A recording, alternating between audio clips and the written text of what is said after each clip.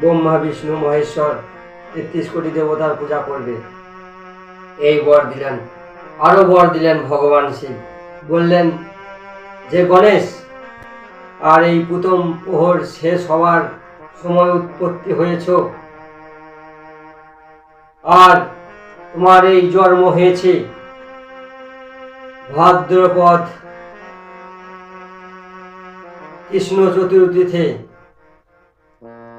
তাই এই ভাদ্রপদ কৃষ্ণ চতুর্থীতে তোমার যে ভক্তি ভরে পূজা করবে, তার সমস্ত মনোবাঞ্ছিত মনের কামনা পূর্ণ হবে।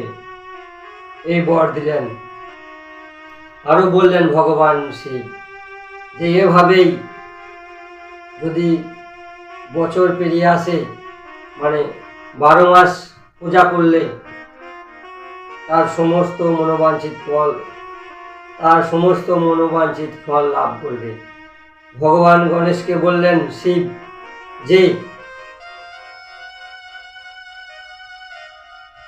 ভাদ্রপদ কৃষ্ণ চতুর্থীতে তোমার জন্ম হয়েছে, তাই এই ভাদ্রপদ কৃষ্ণ চতুর্থীতে যে তোমার ভক্তি ভরে পূজা করবে, পান জব দুর্বা কিভাবে অর্পণ করতে হয় ভগবান গণেশকে, এই উপায়টি করে সমস্ত ইচ্ছা পূরণ করা যায়। 21টি দুর্বা, 3টি করে গিট থাকবে, একটি দুর্বার, আর গোড়া থাকবে না, মূল থাকবে না, 12 আঙুল লম্বা হবে।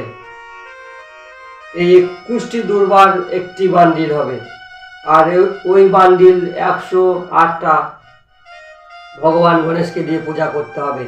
এইভাবেই ভগবান গণেশকে অর্পণ করতে হবে। পান জব